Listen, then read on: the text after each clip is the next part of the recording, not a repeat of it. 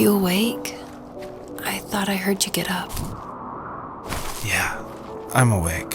Sorry, I just can't sleep. Are you thinking about him? Yeah, a bit. Usually get back to sleep, my love. I'm fine. No, it's okay. What else is on your mind? I don't know, it seems weird, but I had one of the most vivid dreams of my life. I saw a fox on a snowy mountain, just looking confused and worried. Those eyes, I can't get those eyes out of my head. She was running in the windy snow, looking for something. Do you think it has to do with you and what's been going on? I don't know. It was just a dream, Rachel. They're not meant to make sense. A lot's happened the past couple days, that's all. Well, if you're not going to sleep anyway, you should tell me. I want to hear. All right. So, not far from her home, she followed that path to something unexpected.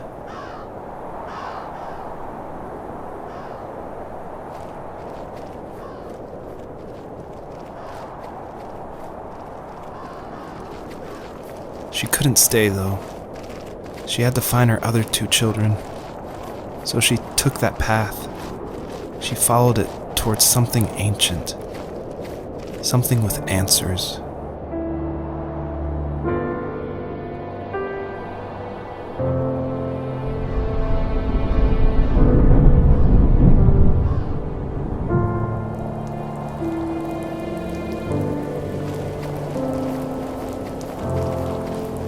The fox looked high and low, searching for any sign of her cubs.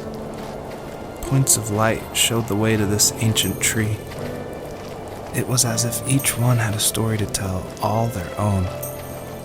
The land was trying to tell my story, too. I felt like I was right behind her the whole time.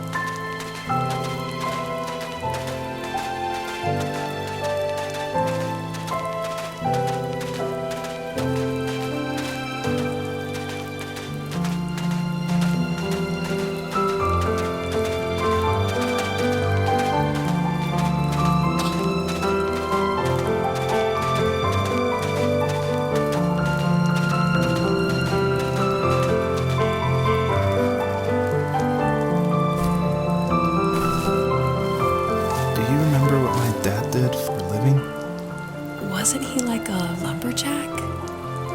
That's one way of putting it. If wood was a canvas, then a carving knife was his paintbrush. Even after working a 50-hour week, even after his hands were more splinters than skin, he would bring home the nicest piece of Alaskan weeping cedar and make me toys. That wooden train was the first toy I can remember, and I loved it. I just knew from a young age I was going to be a lumberjack, like my father.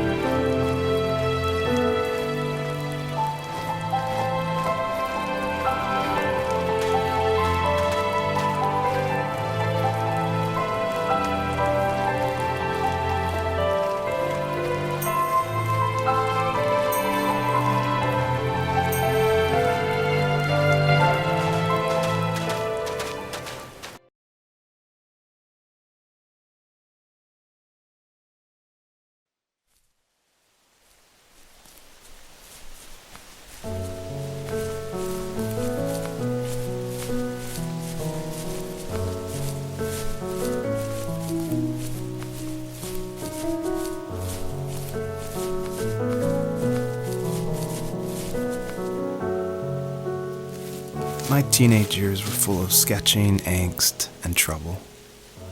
I wasn't popular or unpopular. Maybe just forgettable. I guess that gave me a sense of freedom, so I hung out with crazy kids, doing crazy things, even though I mostly just watched the chaos ensue.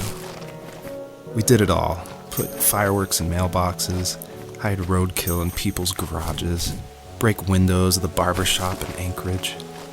My dad was furious, but he was so busy working he couldn't do much to stop me from going out. I think being an adult means there's no one to stop you making hard decisions. He had to make a living, and he couldn't be in two places at once. Yeah, I realize that now. But at the time, I was sure he was more interested in growing his business than what was going on with me.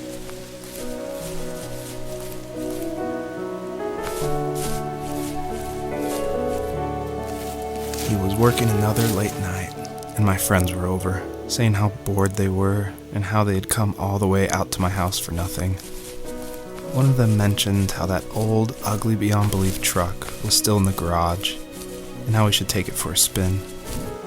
I was only 15, so I kind of fought it for a while.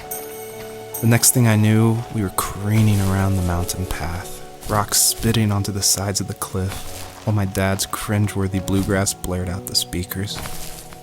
I drove while my friends were in the back of that yellow and purple truck, throwing beer bottles and trash at anything remotely interesting. Felt like I was soaring in the air with borrowed wings. But all good things have endings. A cop outside of Eagle River pulled us over after he saw us in a bottle rocket into someone's yard. What followed was a long night of talking to disappointed adults and feeling smaller than ever.